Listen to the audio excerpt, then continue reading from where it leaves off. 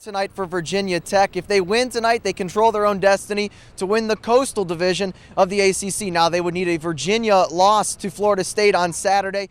And while Stallings is back in the field, another guy here this week back in 2012 is Tom Watson, the club's pro emeritus. Watson played last year for the first time but missed the cut. What was old here at Bristol Motor Speedway is now new. This track has been redone since the last time the Sprint Cup Series was here in March. Now Pikeview knocked off Summers County in the sectional championship, then went on to beat Wyoming East in the regional to make their second straight state tournament appearance. Bluefield 6-1 here at Mitchell Stadium this season. Their only loss against Graham in week 1 when a field goal missed just wide of those upright. The second straight year, 72 holes wasn't enough to crown a Greenbrier Classic champion. In the third annual Classic, Ted Potter Jr. took home the victory over Troy Kelly on the third playoff hole. It isn't a home game at Lane Stadium without Enter Sandman, and well, you can hear it here in New Orleans too with all the fans behind me. All right. Thank you very much, Terry. Best of luck tonight, and it's great to have you here in Southern West Virginia. Thanks. Did you want to touch it? Sure. Easy. Fierce competitors right here on this surface. Today, Sampras and McEnroe took a step back from their competitive nature and just enjoyed the game. But what they really hope comes from today is a bigger and better tennis movement here at the Greenbrier. Schoolers spend their summers with friends and working a part-time job or in a summer sports camp for the athletes out there. But James Monroe's Emily McKinney spent this past summer training, but not for basketball or any other sport, but rather for her future. Purple and white are the colors of James Monroe High School, colors Emily McKinney's worn for many years. But this June, she'll trade in her purple and white for red, white, and blue as a member of the United States Army. I think I was in 6th grade when I decided I wanted to go into the Army, and I've been in for about a year now, and it was tough. McKinney spent this past summer in basic training, a place she grew as a leader and a person. It was tough, a lot of physical and especially emotional. Got to be physically, mentally tough the whole time. It was really hot. I was hungry, and overall it's a good experience. I'd love to go back and do it 100 more times. In June, after her graduation from James Monroe, she'll head to Fort Sam Houston in San Antonio, Texas. I think I'm going to be gone for 18 weeks to be a medic. I guess, I like to do something for some action. I don't want to sit behind a desk all day and just do a bunch of work. I want to be there helping people, especially if I'm fallen comrades. If they need me, I want to be able to help my own people. As Emily begins to help others as a medic, she's currently helping her teammates as a leader on the court. When I came back, I wanted to be able to lead my team, kind of show them what I learned over the summer. Really by example, and I know the freshmen, they're going to be looking up to the seniors being like, man, I want to be a senior. I want to follow in their footsteps.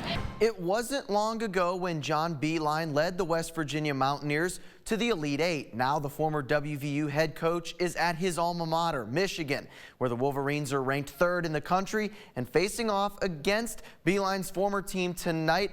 West Virginia at the Barclays Center in Brooklyn for the first meeting between these two schools. Michigan up off the inbounds pass. Tim Hardaway Jr. steps back for 3, 22-7, Wolverines lead. WVU gets on the board. Dominique Harris to Iran Harris from downtown is 32-20, Michigan still in charge. West Virginia would then go on a 10-0 run after Terry Henderson knocks down the 3-ball, but Michigan answers. Trey Burke, the fake, and pulls up from just inside the arc for the long jumper. Michigan led by 11 at half. Second half, WVU stayed cold. Michigan sizzled, just like that guy wearing the bacon costume. Tim Hardaway Jr. forces the turnover, and Glenn Robinson III throws it down. The Mountaineers would tighten up on defense too. Juwan Staten with the steal and the dunk gets them to within 8, but in the end the Wolverines too strong. Trey Burke makes the nice pass to Jordan Morgan for the layup as Michigan wins 81-66. Marshall looking for an upset against 11th ranked Cincinnati. First half, the Herd, Dee Scarver from the corner buries it for 3. Marshall would not last long. Kashmir Wright with the steal and dunks it in. The Bearcats would lead at the half. Second half, Elijah Pittman with the big slam, but the Herd would not be able to get it done right for 3, and then Sean Kilpatrick comes right back down and hits a 3-pointer. Cincinnati wins 72-56. Last season ended in the sectional round for the Princeton Tigers, but this winter there's some unfinished business for the boys who opened up their home schedule this afternoon against MSAC opponent South Charleston, and South Charleston would score first. A.D. Cunningham inside with the turnaround jumper is good. Black Eagles come back. Devon Harris with the pull-up jumper. 4-0 lead for South Charleston. SC again, Rashad Kincaid with the drive and the layup. Princeton would have to take a timeout, and while they would listen to Coach Ernie Gilliard out of the timeout, Kyle Karen, the baseline floater and the foul, converts the 3-point play back down the floor. Zen Clemens passes to Arian Porterfield, who hits the 3-pointer. The Tigers would grab the lead. When Clemens drives and is fouled, he would make both free throws. But just before the quarter break, Harris to Kincaid, who launches and hits from deep the 3-pointer. Princeton clawed back in it, but drops a close one, 59-57. James Monroe girls in action against George Wythe in the Narrows Christmas Tournament Championship.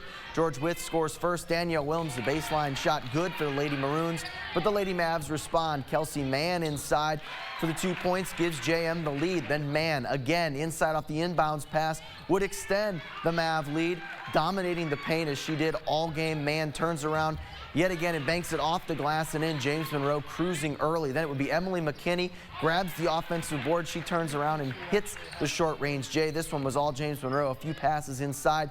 Lane Shiflett sends it into the hoop as JM wins the Narrows Christmas Tournament with a 53-44 victory. And Obi Romeo at Greenbrier East tonight, 14 points, 14 rebounds, 10 blocks, a triple-double for him. All right, so you've seen the show Big Break Tuesday nights. The winner of it gets an exemption in the 2013 Greenbrier Classic. Well, today I'm here to try my own Big Break challenge, except if I do it, I probably won't receive a tournament exemption next year. What I've got to do, I've got to break through that glass right there, and I've also got to hit a ball over that wall next to that pin. I started out with an 8-iron, and well, You didn't get that on camera. not so good. But I switched clubs down to a 5-iron, and with a little help from golf pros Hill Herrick and Bob Ricker, Hey! All right! not bad, drilled it. Let's take a look. Now, it was time to move over to the flop wall. Geez, over the wall. I'd have problems getting it close to the pin without the wall there. But my first swing, just a bit long, but I came back. That looks like it. With a beautiful shot to within just a few feet of the hole. Well, honestly, I thought I did pretty well today in this challenge, even though, you know, I'm not going to get an exemption into the tournament next year. I'll be here covering it, but I still was impressed, and I want to thank the Greenbrier for letting me come out and do this. All right, well, thank you. All right, thanks a lot, Hill. Not a problem.